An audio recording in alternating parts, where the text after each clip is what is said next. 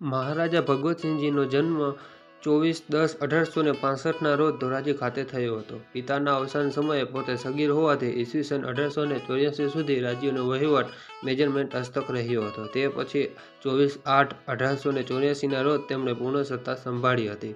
તેમણે રાજકોટની રાજકુમાર કોલેજમાં કેળવણી લીધી હતી. પછી તો ઘણી પદવીઓ પરદેશમાંથી પણ તેમણે મેળવી હતી. ઈસવીસન 1883 થી 8 મહિના સુધી તેમણે યુરોપનો પ્રવાસ કર્યો હતો અને તે પ્રવાસની વર્ણનની પોતે ડાયરી પણ લખી હતી. ઈસવીસન 1888માં જ્યારે રાણી વિક્ટોરિયાના શાસનનો સુવર્ણ મહોત્સવ ઉજવવામાં આવ્યો ત્યારે સૌરાષ્ટ્રના રાજાઓના પ્રતિનિધિ તરીકે તેઓ ઇંગ્લેન્ડ ગયા હતા અને ત્યાં તેમને મહારાણીના હસ્તે KCIનો ઇલકાબ પણ અપાયો હતો.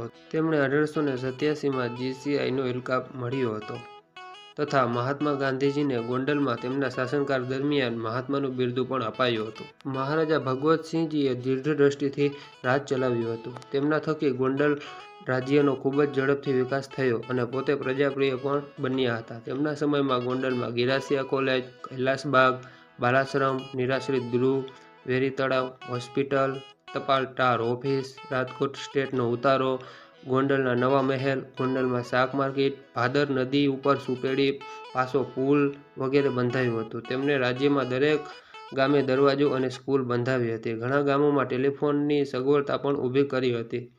ધોરાજી સુધીની રેલવે લાઇન તેમના સમયમાં ખુલ્લી મુકાઈ. તે આખી લાઇનમાં 14.5 માઇલ જેટલો જ ભાગ બાદ કરતા બાકી બધી ગોંડલના ખર્ચે બંધાઈ હતી, જેની પાછળ 30 લાખ જેટલો ખર્ચ થયો તેવું માનવામાં આવે છે. તેને ઈસવીસન 1881માં ખુલ્લી મૂકવામાં આવી હતી. તેઓએ ઈસવીસન 1919માં ફરજિયાત ફ્રી કન્યા કેળવણી ગોંડલમાં દાખલ કરી હતી. મહારાજા ભગવતસિંહજી ખૂબ જ પરિશ્રમી, સાદાઈભર્યા અને કરકસરવાળા રાજવી હતા. રાજ્યના એકે એક પૈસાની તેમને મન કિંમત હતી. ક્યાંય ઉડાવ ખર્ચ કે ક્યાંય વ્યર્થ ખર્ચ ના જાય તેનું તેઓએ ખાસ ધ્યાન રાખ્યું હતું. તેમને સૌથી વધુ કીર્તિ આપનાર તેમણે તૈયાર કરાયેલ ભગવદો મંડળ નામનો મહાન શબ્દકોશ છે. મહારાજા ભગવતસિંહજીથી પ્રભાવિત થઈને અંગ્રેજ અધિકારીઓ પણ તેમના રાજ્યના વખાણ કરતા હતા. એવી મહાનતા અને કીર્તિ ધરાવતા રાજવી મહારાજા ભગવતસિંહજી હતા.